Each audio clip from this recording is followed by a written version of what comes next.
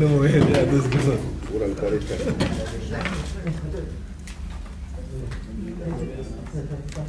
Okey, boleh kita mula Bismillahirrahmanirrahim. Assalamualaikum warahmatullahi wabarakatuh. Salam sejahtera dan selamat tengah hari ya.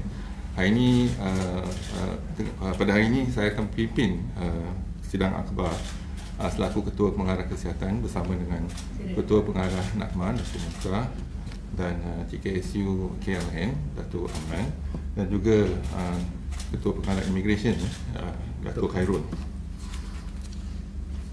Kementerian Kesihatan ingin memaklumkan bahawa tiada kes baru dilaporkan pada hari ini 29 Februari 2020. Jumlah kumulatif kes COVID-19 yang dilaporkan sehingga hari ini kekal sebanyak 25 kes dengan 3 kes terbaru iaitu kes ke-23, kes ke-24 dan kes ke-25 yang masih dirawat di ward. Kesemua 3 kes yang masih dirawat di hospital berikut adalah dalam keadaan stabil. Kes ke-23, wanita warga negara Malaysia dirawat di Pusat Perubatan Universiti Malaya. Kes ke-24, wanita warga negara Jepun dirawat di Hospital Kuala Lumpur dan kes ke-25, lelaki warga negara Itali dirawat di Hospital Sungai Buloh. Sehubungan dengan itu, jumlah kes telah pulih sepenuhnya dan discharge sehingga hari ini ialah 22 orang. Sehingga 29 Februari 2020, seramai 1,619 individu telah diambil sampel bagi pengesanan jangkitan penyakit coronavirus 2019. Mereka terdiri daripada patient under investigation, kontak rapat kepada kes positif, individu yang tiba melalui misi bantuan dan kapal persiaran. Setakat ini kes positif jangkitan ialah 1.5%. Dan misi bantuan kemanusiaan seramai 66 warga negara Malaysia dan ahli keluarga bukan warga negara dibawa balik di Wuhan, China pada 25 Februari 2020 dan kini berada di pusat pemantauan di Akademi Kepimpinan Pendidikan Tinggi ACAP dan semua dalam keadaan sihat. Saringan kesihatan melalui ujian pengesahan COVID-19 semasa ketibaan mendapati semua adalah negatif.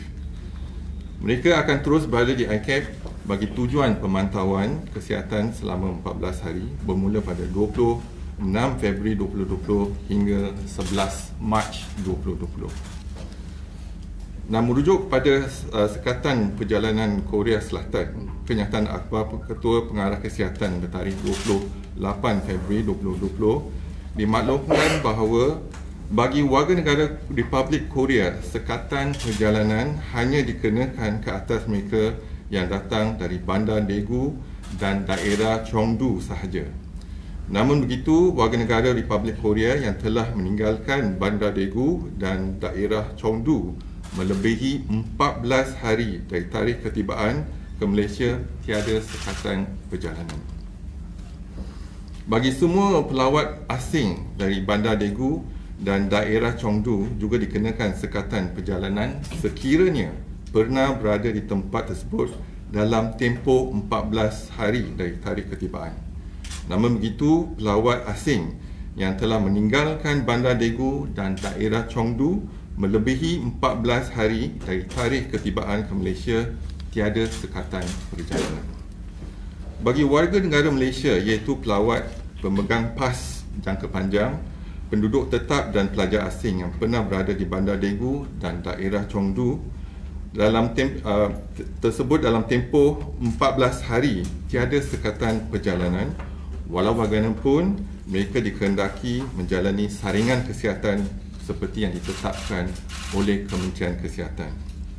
Adalah dimaklumkan bahawa peraturan ini telah dikuatkuasa mulai 28 Februari 2020. Bagi pengamal perubatan, berdasarkan situasi semasa COVID-19 di Malaysia dan perkembangan terkini di peringkat global, semua pengamal perubatan di semua peringkat fasilitis kesihatan kerajaan maupun swasta disarankan agar langkah-langkah pencegahan serta kawalan infection prevention and control sentiasa bersedia dan berada di tahap yang optimum pada setiap masa.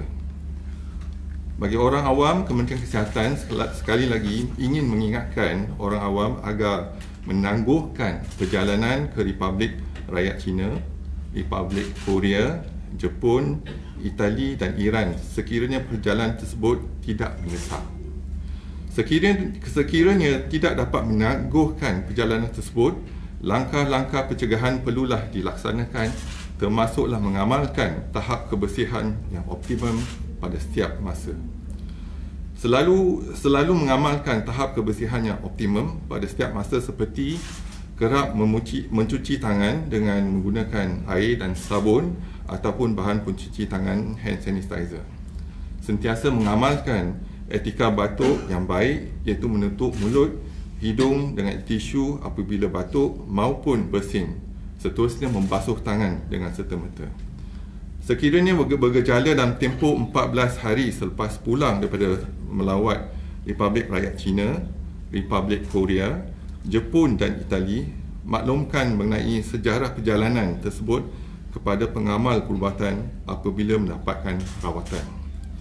Kementerian Kesihatan akan terus memantau perkembangan kejadian jangkitan ini melalui maklumat yang diperolehi daripada WHO, dan orang ramai akan sentiasa dimaklumkan sebarang perkembangan terkini mengenainya.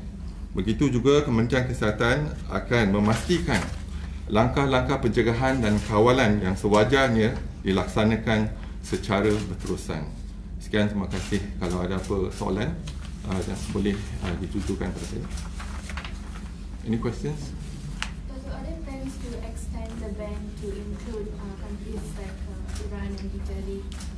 At the moment, we are watching closely the development in Iran and Italy.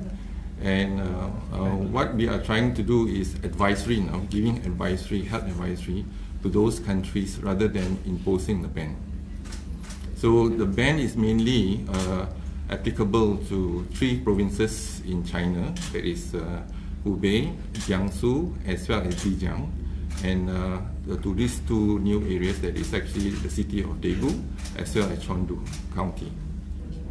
And there are reports in China saying that this COVID-19, there are cases reappearing in patients who have recovered. So are there extra precautionary measures taken?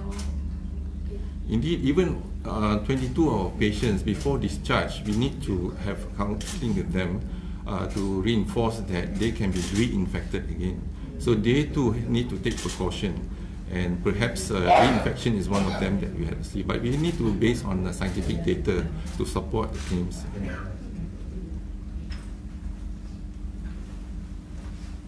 Yeah. Can I ask you, in relation to a question, are you also considering travel ban from Japan? Because Japan is one of the...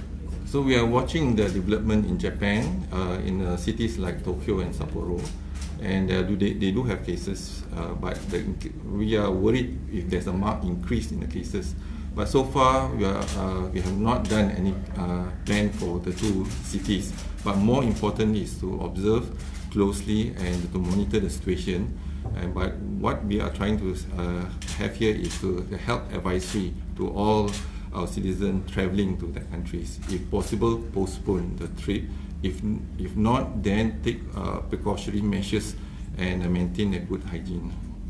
What is the threshold as in marked increase in the COVID-19? So we do have, for example, in Malaysia, our positive detection rate is about 1.5%, right? 1.5% as compared to other countries.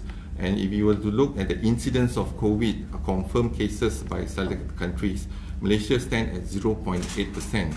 And for example, Hubei, China is 0.8% per 1 million population. So we are looking at 1 million population, the incidence, right? And Hubei is 1,140, and Korea is 597.5. So it's much higher than us. And looking into Korea, other cities about 144.6. So if you look into Italy, it's 22.6. If you look into other countries, so we have the list in terms of where do we stand, and before we make any decision. Japan, how are these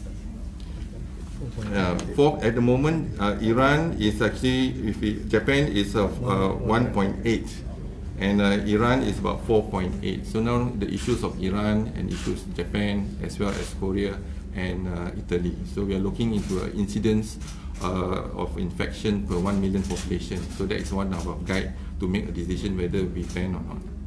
Dr. Sorry, one last question is, yesterday one Japanese woman was positive diagnosed in Malaysia. Yeah. Do we know, I understand from the press release she first went to Japan and then went Indonesia and then came back to KL. Do we know where in Japan she Yeah, we are doing the contact tracing for all the 3 cases, case 23, case 24 and case 25. Case 23 is our local warga negara Malaysia have been to Japan, mainly in Tokyo and Sapporo. So we have informed our counterparts in Japan, IHR, and they are taking action. Tokyo and Sapporo. So I think we are investigating in terms of contact tracing, etc., local and as well as abroad. The second case 24, the Japanese lady have been to Tokyo as well as in Jakarta, and also they have she has actually multiple meetings as well, meeting foreigners, for example, in her business meeting. So again, we are doing the contact tracing. So we are doing what the needful.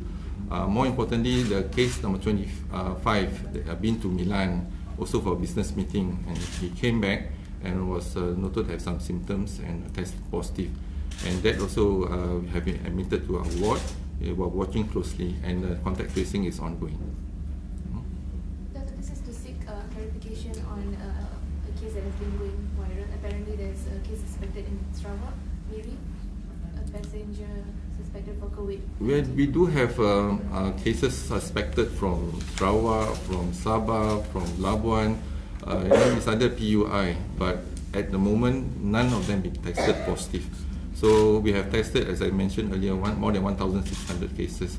The positivity of our testing is only 25 cases at the moment. Can we have the details like when the Japanese lady case 24? When was she in Tokyo and when did she go to Japan? We have the history and the details here, but we can actually, because this is some of the, she was in Tokyo December, 22nd of December. Then she returned to Malaysia 5th of January and been to Jakarta on the 14th of February and have multiple meetings in between. Came back from Jakarta 16th of February and the 17th, again, multiple meetings locally. So we are tracing the contact, and the people that actually have met her during a period of time. Do you think she got it from Japan? So we need to actually look into our contact tracing. That's how we trace cases. We have been doing it in all the 22 cases before, so we have done well in that sense. But if they come back, and inform us early, that's much easier for us to the contact tracing.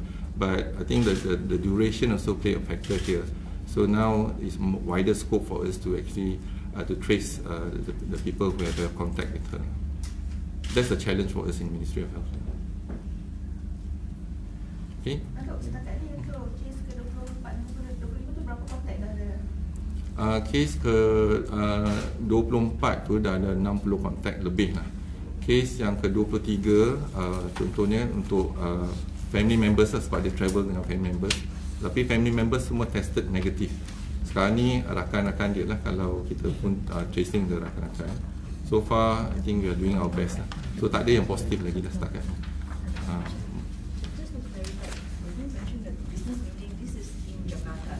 In Jakarta, she also have business meeting locally as well. And then in Tokyo, it was a holiday or she went back? Back to Tokyo because she's from Tokyo. Family visit, that's right. Last question. So I hope it's very clear we are not banning banning South Korea, right? It's only from the 2 cities, Daegu as well as Chengdu, and 14 days. After 14 days, they are clear to come to Malaysia, right? There's a confusion yesterday that is of South Korea being banned. One last thing is, you mentioned these 2 cities in South Korea are banned, the people from there. But how do we know? Because there's no direct flight from these 2 cities to KL. So From the declaration form. So when they come in, there's a declaration form where the immigration will actually look into that. that they have to be honest lah, to declare. Okay, thank you very much. Thank you.